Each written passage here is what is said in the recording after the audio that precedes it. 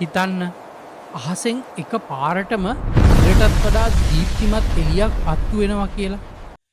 ඒත් එක්කම කිසිම සද්දයක් ඇහෙන්න කලින් ඔයා වටේ තියෙන හැම දෙයක්ම අලු වෙලා වාෂ්ප වෙලා යනවා කියලා.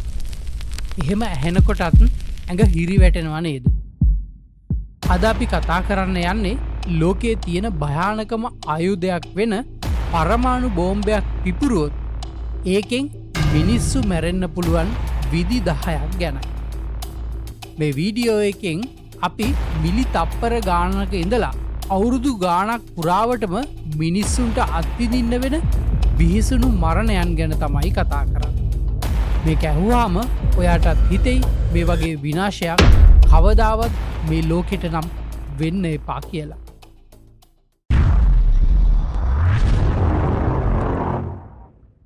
මේ බෝම්බය ගැන කතා කරන්න කලින් අපි බලමු කොහොමද මේවා මෙච්චර දරුණු වෙන්නේ කියලා.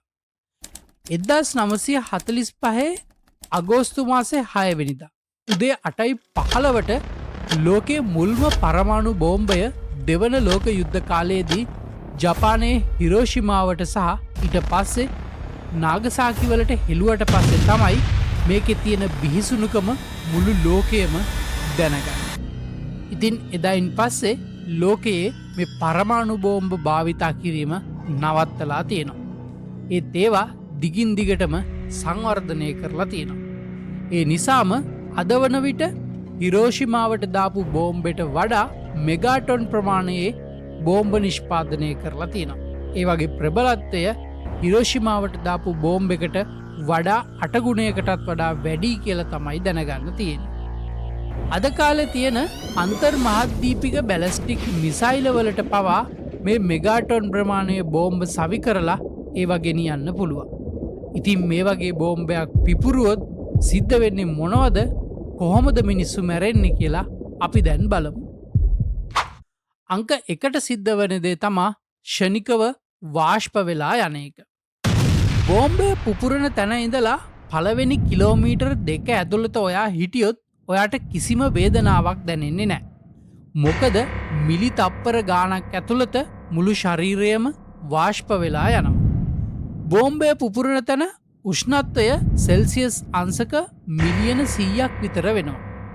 ඒක අපේ ඉරේ මතු පිට උෂ්ණත්වයටත් වඩා වැඩි අගයක්. කිසිම ඝන හෝ ද්‍රව දෙයක් ඉතුරු වෙන්නේ නැහැ. අඩුම තරමේ අලු ටිකක්වත් ඉතුරු වෙන්නේ නැතුව මිනිස්සු දුමක් බවට පත් වෙලා යනවා. දෙවනි විදිහ තමයි අධික පීඩන තරංගයන්ගෙන් අභ්‍යන්තර අවයව පුපුරා යාම. ඔයා වාෂ්ප වෙන සීමාවෙන් බේරුණා කියලා හිතන්නකෝ. ඊළඟට කිලෝමීටර් 3ක් විතර දුරට එතනින් අතිශය ප්‍රබල පීඩන තරංගයක් පිටත් වෙනවා. මේක ඔයාගේ දිහාට එන්නේ ශබ්දයේ වේගයටත් වඩා වැඩි වේගයකින්.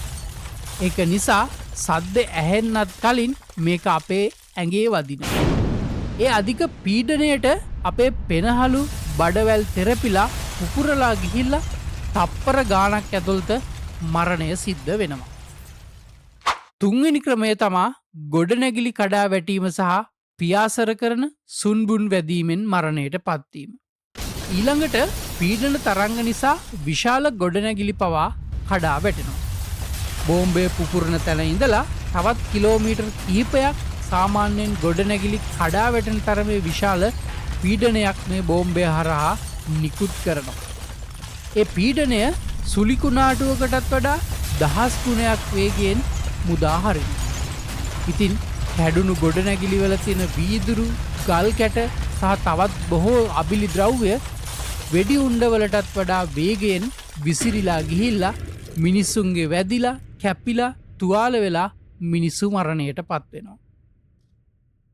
හතරවෙනි විදිහ තමයි මහා ගිනි කුණාටුවකට හසුවීම. මේ හැම දෙයක්ම වුණාට පස්සේ ඊළඟට මුළු ප්‍රදේශයම වෙලා ගන්න දරුණු ගිනි කුණාටුවක් නිර්මාණය වෙනවා. මේ ගින්න කොච්චර ප්‍රබලද කියනවා නම් ඒක තමන්ගෙම සුළම් පද්ධතියක් පවා හදා ගන්නවා. මේකට අහු වුණොත් මුළු ඇඟම සම්පූර්ණයෙන්ම පිච්චිලා ගිහිල්ලා තප්පර ගාණක් හෝ විනාඩි ගාණක් ඇතුළත කෙනෙක් මරණයට පත් වෙනවා. පස්වැනි විදිහ තමා ඔක්සිජන් හිගවීමෙන් හුස්ම හිරවීම. ඊළඟට මේ ඇතිවෙන මහා ගිනි කුණාටුව මුළු ප්‍රදේශය පුරාම පැතිරිලා යන්නේ ඔක්සිජන් ටික ඔක්කොම විනාශ කරගෙන. මේ නිසා ඒ ප්‍රදේශයේ ඔක්සිජන් සම්පූර්ණයෙන්ම නැති වෙලා යනවා. කවුරුහරි බේරෙන්න කියලා හිතාගෙන බංකරයක් ඇතුළේ හිටියත් වැඩක් වෙන්නේ නෑ. මොකද මේ ගින්නෙන් බංකරයට යන්න තියෙන ඔක්සිජන් ටික සම්පූර්ණයෙන්ම උරාගෙන මිනිස්සු එක ඇතුළෙම මැරිලා යන්න වුණත් පුළුවන්කම තියෙන. හයවෙනි විදිහ තමා විෂවායු ආග්‍රහණය. ඔක්සිජන් නැතිවෙනවා වගේම ඊළඟට මේ මහා ගින්න නිසා වායුගෝලයට කාබන් මොනොක්සයිඩ් වගේ දරුණු විෂවායු එකතු වෙන්න පටන් ගන්නවා. ගින්නෙන් හෝ පීඩනයෙන් යම් විදිහකට කෙනෙක් බේරුණත් මේ විෂවායු ආග්‍රහණය කිරීම හරහා ඊළඟට මිනිස්සු මැරෙන්න පුළුවන්. හත්වෙනි විදිහ තමා උග්‍ර විකිරණ රෝග තත්ත්වයන් සහ බඩවැල් සහ මොලය අක්‍රිය වීම.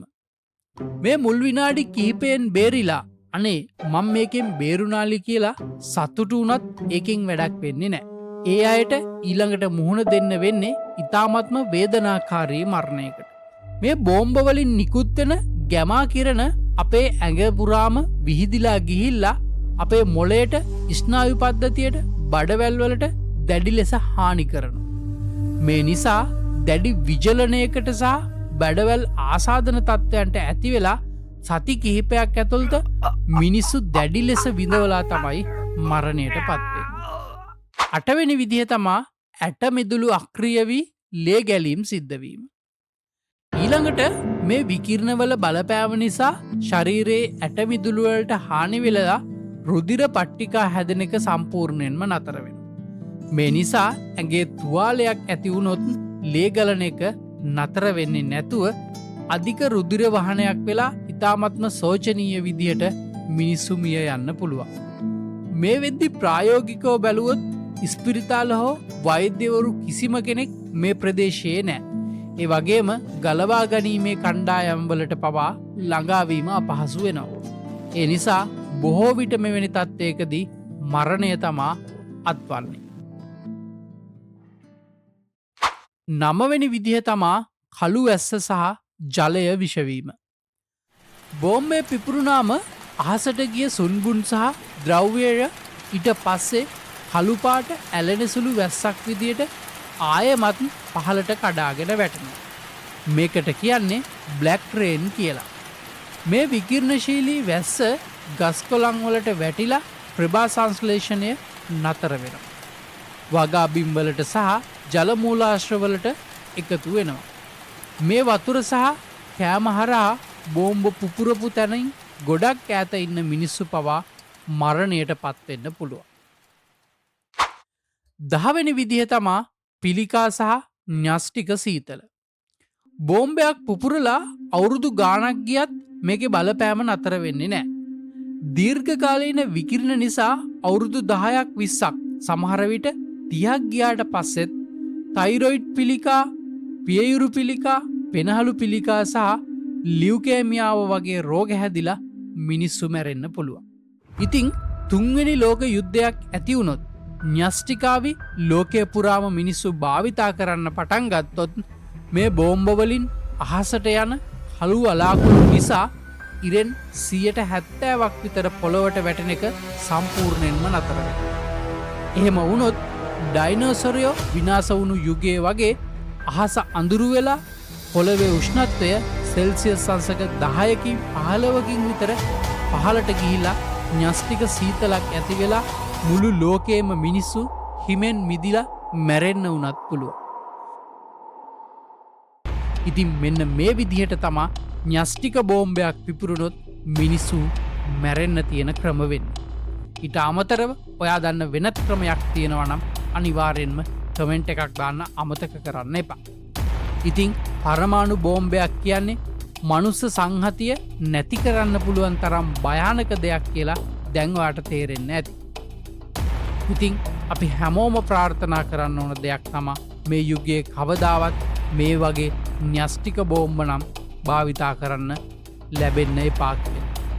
ඉතින් මේ වීඩියෝ එක ගැන ඔයාලගේ අදහස් මොනවද කියලා කමෙන්ට් එකක් දාන්න වගේම මේ වගේ වීඩියෝ බලන්න ලෝකයේ දැනගමු අපිව සබස්ක්‍රයිබ් කරලා අපිත් එක දිගටම රැඳිලා ඉන්න කියලා ඔබට ආරාධනා කරනවා.